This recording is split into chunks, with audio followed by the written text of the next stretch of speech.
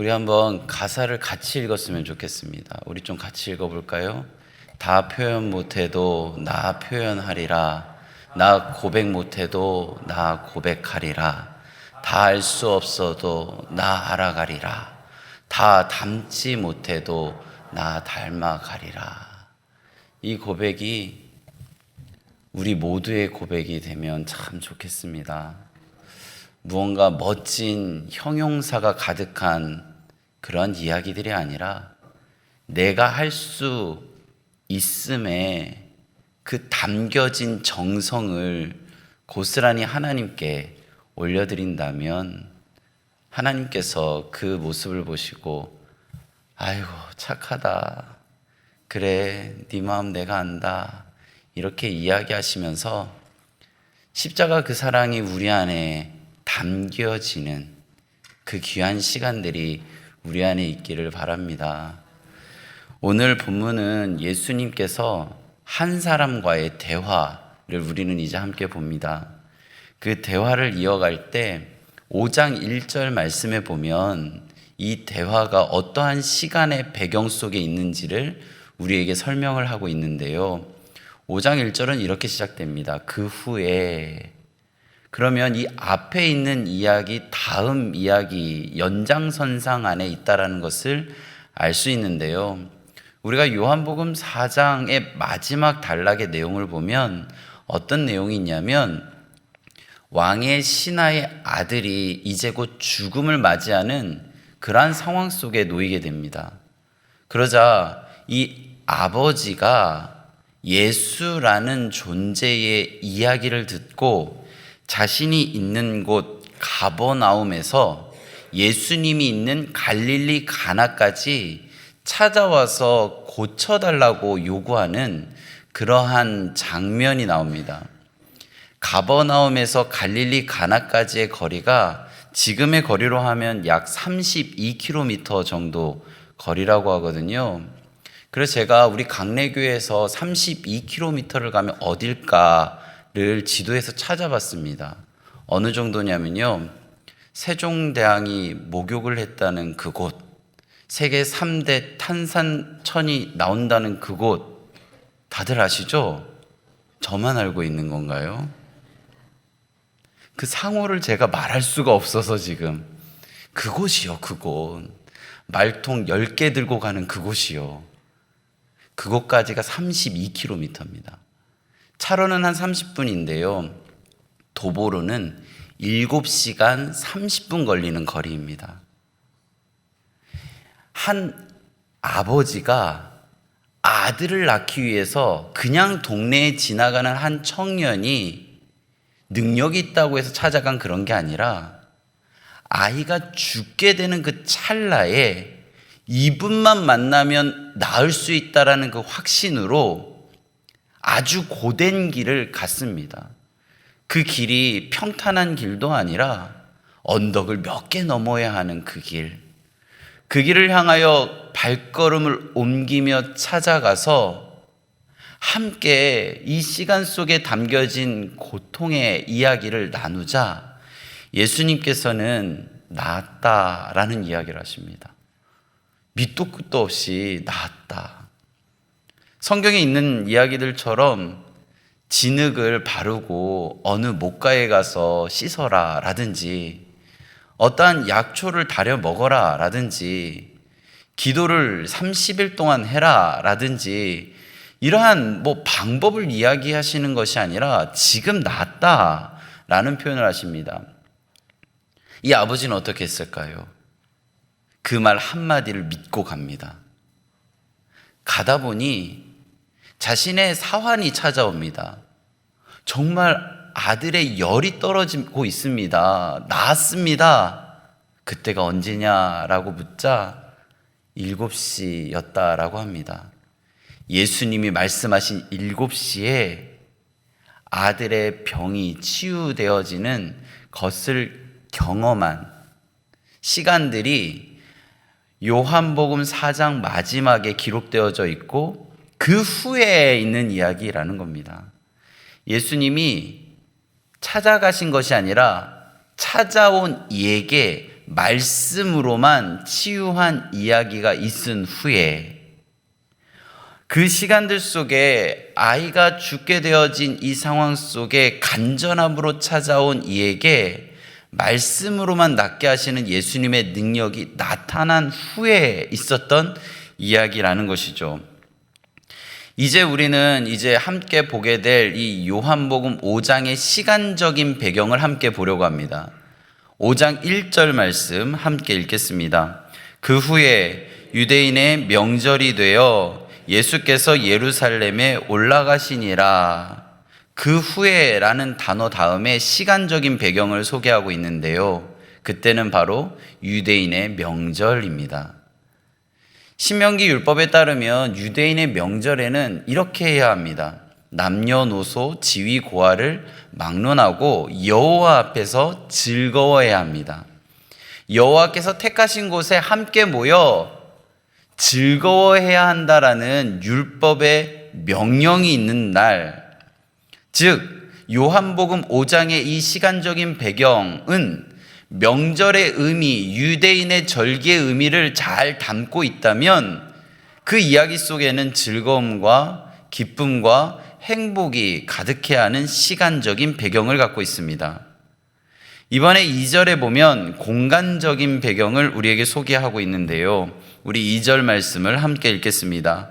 예루살렘에 있는 양문 곁에 히브리 말로 베데스다라 하는 못이 있는데 거기 행각 5이 있고, 지금 대화가 이루어지는 장소는 바로 베데스다입니다.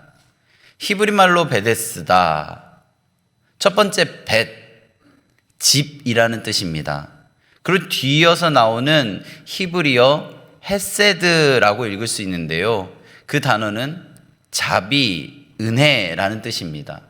그래서 이 베데스다라는 연못의 뜻은 자비의 집, 은혜의 집이라는 뜻입니다. 그런데 이곳이 어디냐면 뒤에 보면요, 양문 곁에라는 표현이 있습니다. 양문 곁. 양문은 어디냐면요, 양이 드나드는 곳입니다. 근데 이 양문 바로 앞에 또 어떤 단어가 있냐면 예루살렘이라는 단어가 보이시죠? 예루살렘 성전은 무엇을 하는 곳이냐면 예배를 드리는 곳입니다.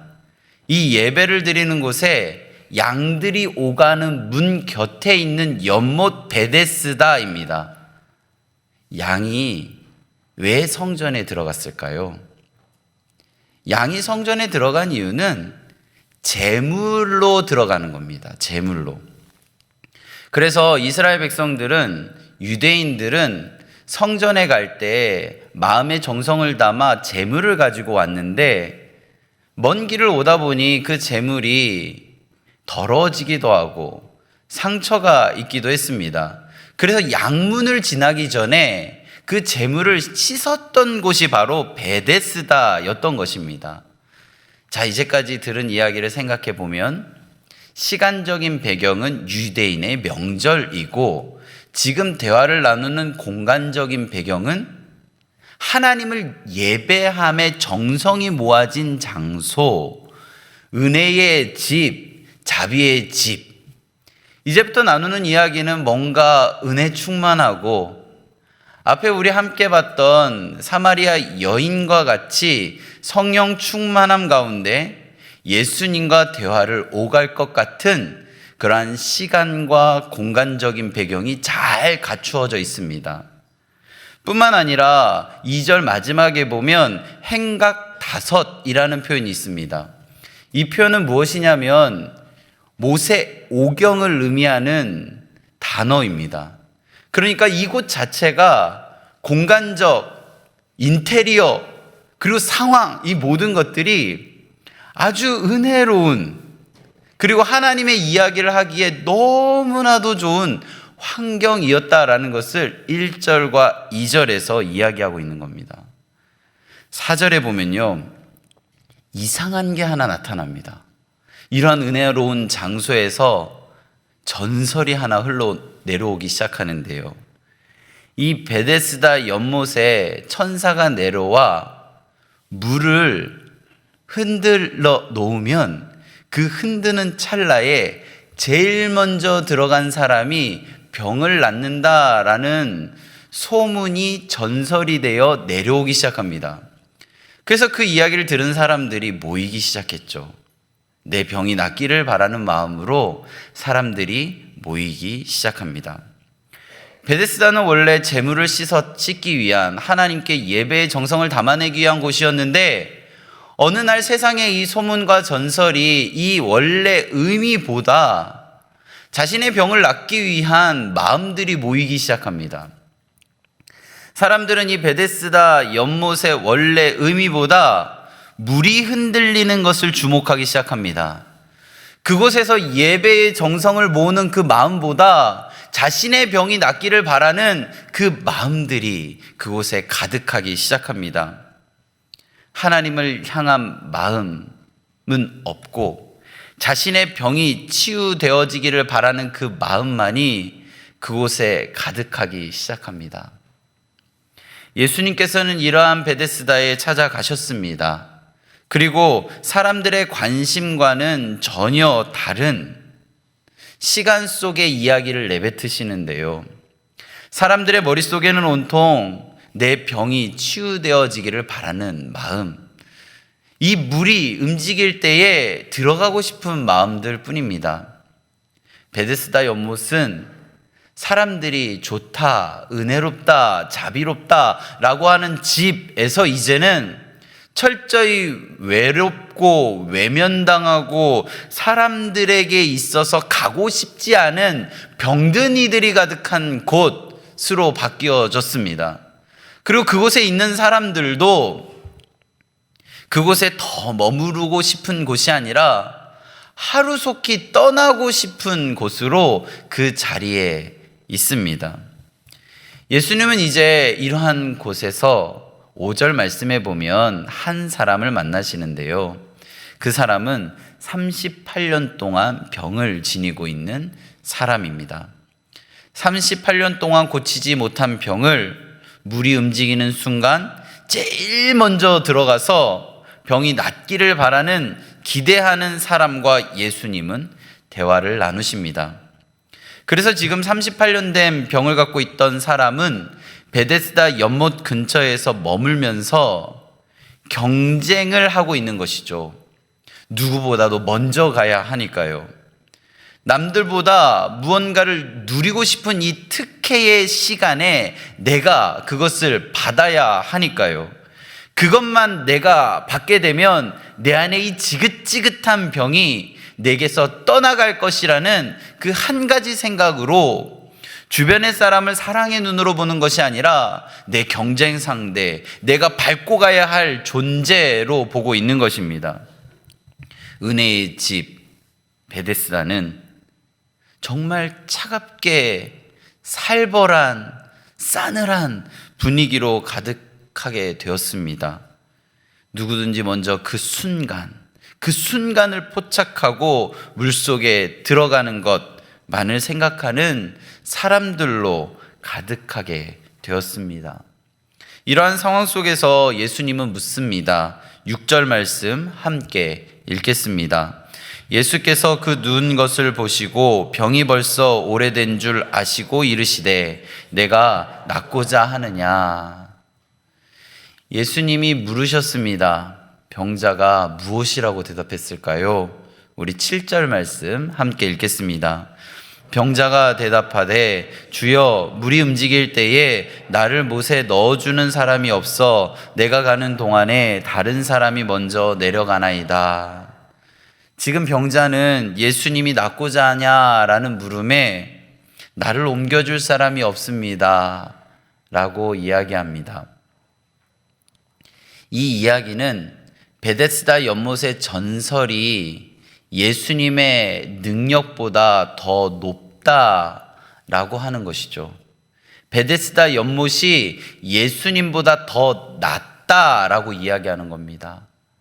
예수님의 능력, 예수님의 이 상황들을 이 베데스다 연못보다 더 높고 낫다라고 생각한다면 내가 낫고자 하느냐라고 할 때 예, 주님, 제가 낫고 싶습니다 라고 대답했을 텐데, 지금 이 병자는 내가 아니라 지금 물이 움직일 때 나를 그곳에 옮겨줄 사람이 없다라고 생각합니다. 우리들의 삶을 한번 보시겠습니까?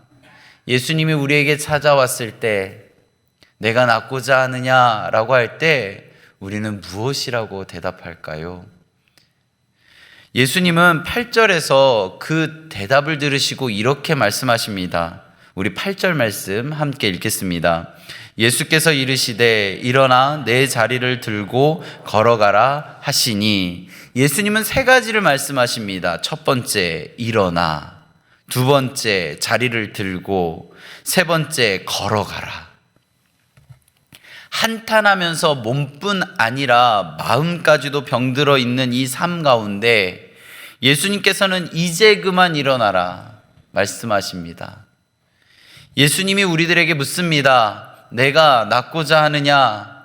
오늘 예배의 자리에 우리는 나왔습니다. 어떠한 기대로 왔는지 예수님께서 묻습니다. 지금 무엇을 주목하고 있는지를 묻고 계신 것이죠.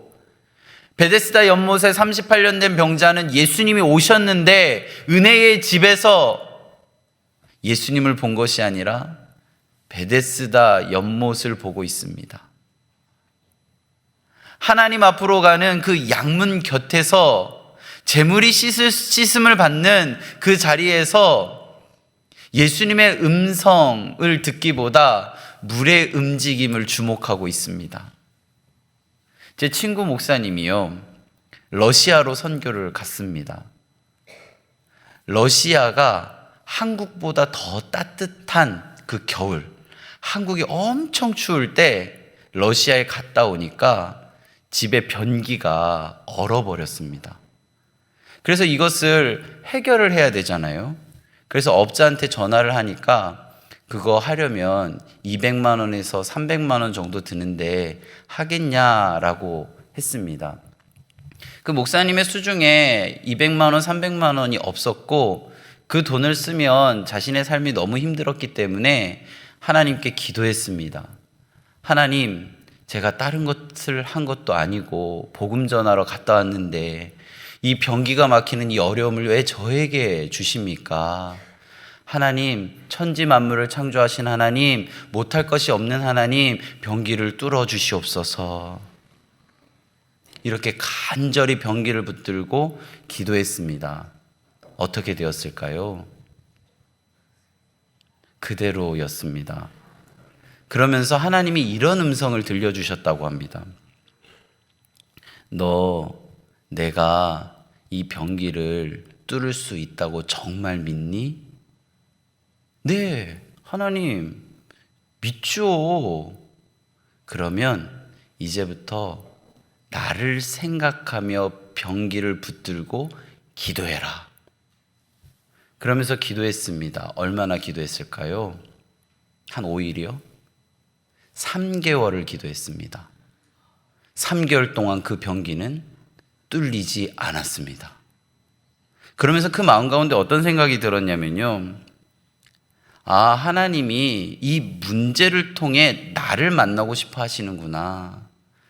내가 정신없이 사역한다고 돌아다니다 보니 이름은 목사인데 하나님의 자녀로 살아가지 못하는 모습을 하나님이 깨닫게 하시는구나.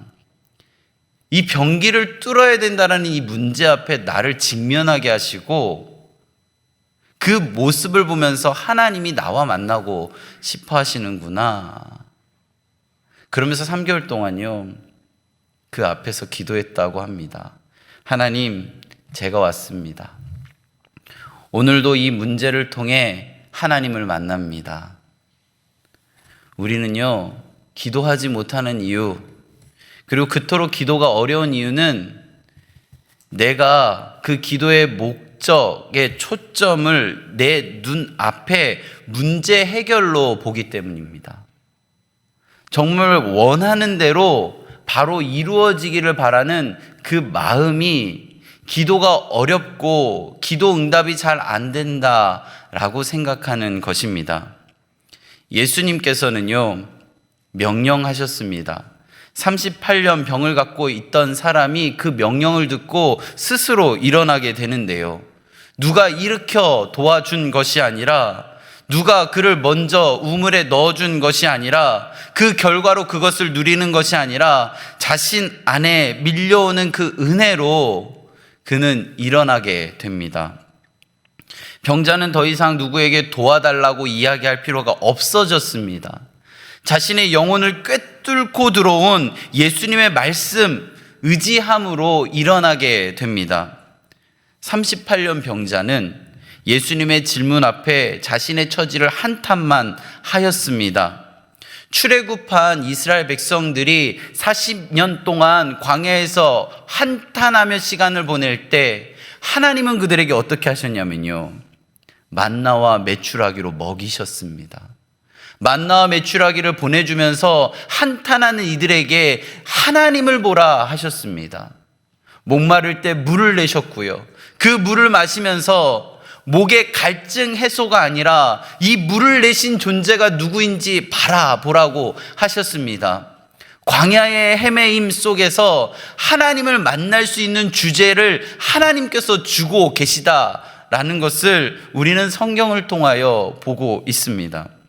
오늘 본문은요, 38년 된 병 가운데 예수님께서 찾아가셨다라는 부분이 중요한 것이 아니라 광야와 같은 38년의 시간을 보낸 한 사람을 우리에게 보여주고 있는 것입니다.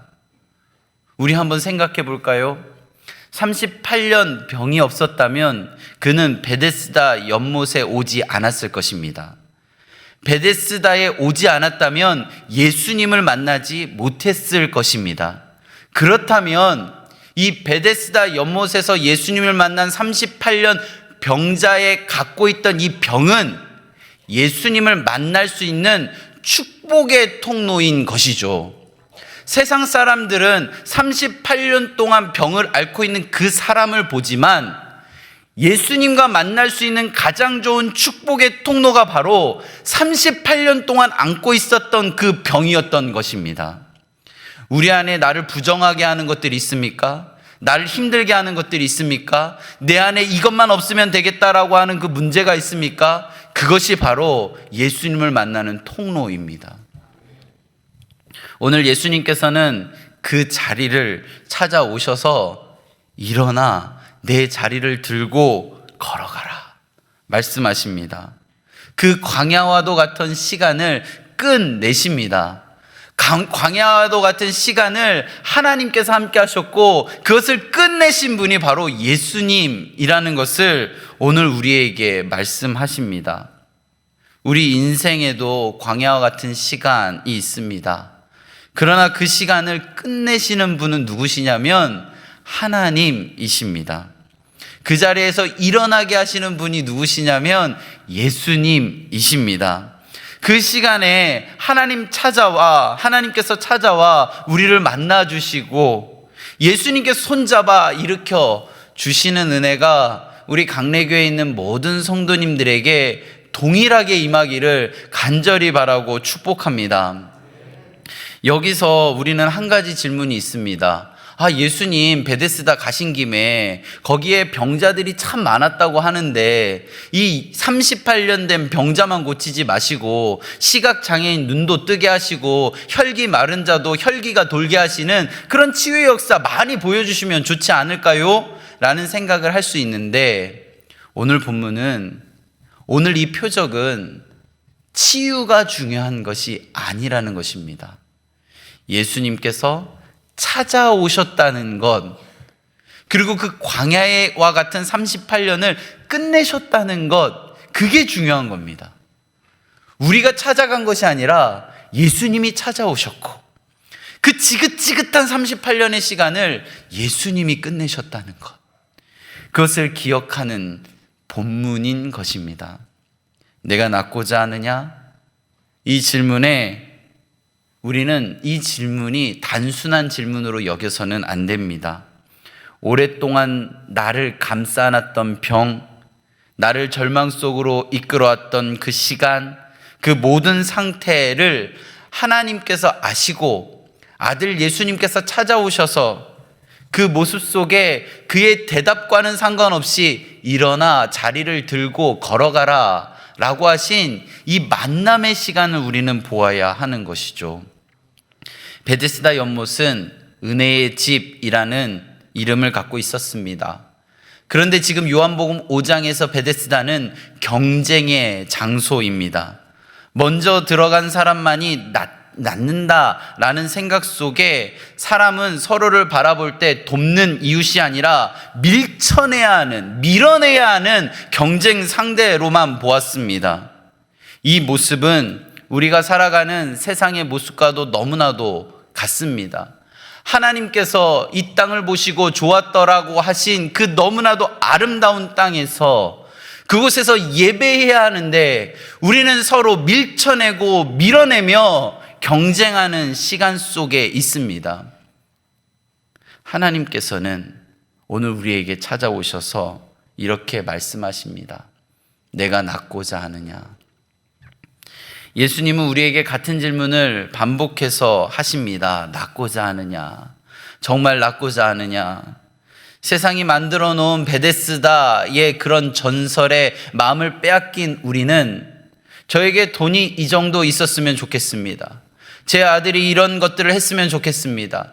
제가 이것을 해야 되는데 이것이 부족합니다. 제가 이것만 주면 참 좋겠습니다. 라고 이야기하는 이 38년 병자와 같은 대답을 쏟아냅니다. 그때 예수님께서 일어나 자리를 들고 걸어가라 말씀하십니다. 금성이 들릴 때 우리들의 마음 가운데 하나님 안에서 일어나는 은혜가 있게 됩니다. 제가 이 말씀을 준비할 때 반복해서 들었던 찬양이 하나가 있는데요. 모르는 찬양이실 수 있을 것 같습니다. 그래서 가사를 보면서 함께 그 마음으로 찬양하는 마음으로 혹시 찬양을 모르시더라도 제가 불러드릴 테니까요. 한번 들어보시고 이 찬양의 가사가 우리 모두의 고백이 되었으면 좋겠습니다. 세상이요 다 안 된다고 의미 없다고 이야기할 때 하나님께서 우리에게 찾아오셔서 손 내미시고 손 잡아주시고 일으켜 주십니다. 우리가 뭘 해서 찾아가서 그렇게 되었기 때문에 하나님이 우리를 만져주시는 것이 아니라 내 광야와도 같은 이 시간 속에서 하나님이 찾아오셔서 일어나라, 자리를 들어라, 걸어가라 말씀하십니다. 우리 안에 내세울 게 무엇일까요? 우리 안에 내세울 수 있는 것은 하나님 앞에서 하나도 없습니다. 초심은 잃을 수 있지만 중심은 잃지 않기를 소망합니다. 38년 된 병자가 베데스다 연못에 누군가 먼저 옮겨주기만 하면 너무 좋겠다라고 생각한 마음이 예수님 안에 고스란히 노출되었을 때 예수님께서는 내가 낫고자 하느냐라고 물으시고 그 삶을 변화시킬 수 있는 그 한마디 일어나 자리를 들고 걸어가라 말씀하십니다. 안 된다고 하는 세상의 소리 속에서 해결되어지지 않는 부분이 있으십니까? 이제는 그만 포기하라고 하는 그 부분 속에서 해결받고 싶은 부분이 있으신가요? 예수님이 묻습니다. 내가 낫고자 하느냐? 그리고 말씀하십니다. 일어나 자리를 들고 걸어가라. 이 한마디가 마음 가운데 관통되어 들어올 때 그동안의 답답함이 풀려지고 반복되는 그 실패의 허무에 빠진 자아가 어느 누구의 도움 없이 일어나는 은혜가 오늘 이 자리에 있기를 바랍니다. 예수님의 무릎에 38년 된 병을 안고 있었던 한 사람이 예수님 앞에 보여줬던 그 한탄의 모습은 믿음이 좋다라고 말하기에는 참 어려운 부분이 많았습니다. 그런데 예수님의 음성이 그의 마음 가운데 들리자 그가 한 행동은 믿음의 사람의 모습이었습니다. 9절 말씀 함께 읽겠습니다. 그 사람이 곧 나아서 자리를 들고 걸어가니라. 말씀이 가슴을 관통하자 더 이상 베데스다에 있을 이유가 없습니다. 세상은 없다라고 한 세 가지가 있습니다. 첫 번째는요, 정답입니다. 두 번째는 비밀, 세 번째는 공짜입니다. 이 세 가지를 알고 있는 사람들은 모두가 하는 게 한 가지가 있는데 기도입니다. 기도. 무신론자들도 기도합니다. 왜냐하면 내 안에 정답을 찾고 싶거든요. 비밀을 발견하고 싶거든요. 공짜를 누리고 싶거든요. 그런데 세상의 방식으로 기도하는 사람들은 정답, 비밀, 공짜를 누리지 못합니다. 그런데 하나님의 말씀이 가슴을 관통한 믿음의 사람은 세상이 설명할 수 없는 하나님 안에만 정답이 있다라는 사실을 알게 됩니다. 그리고 하나님 안에 거하는 자만 허락되어지는 비밀이 있다라는 것을 발견하게 됩니다. 하나님을 아버지로 고백함으로 공짜, 은혜가 내 안에 있다라는 것을 믿고 누리게 됩니다. 세상과 비교할 수 없는 질적으로 다른 그 시간 속에 살아감의 모습을 허락되어진 가운데 있는 그리스도인의 모습이 내가 낳고자 하느냐, 이 음성에서부터 시작되어지는 것이죠. 오늘 이 자리에 있는 하나님의 백성들에게 하나님이 묻습니다. 우리 한번 대답해 봤으면 좋겠습니다. 내가 낳고자 하느냐? 하나님, 저 돈 필요해요. 하나님, 저 세상에서의 힘이 필요합니다. 하나님, 제가 지위가 이 정도 되었으면 좋겠습니다. 라고 했던 우리들의 마음을 내려놓고 내 주님, 제가 낫기를 원합니다. 이 한마디를 주님 앞에 고백하는 우리가 되기를 바랍니다. 이 마음을 담아서 시편 30편 11절 말씀을 함께 고백하겠습니다. 주께서 나의 슬픔이 변하여 내게 춤이 되게 하시며 나의 베옷을 벗기고 기쁨으로 띠띠우셨나이다.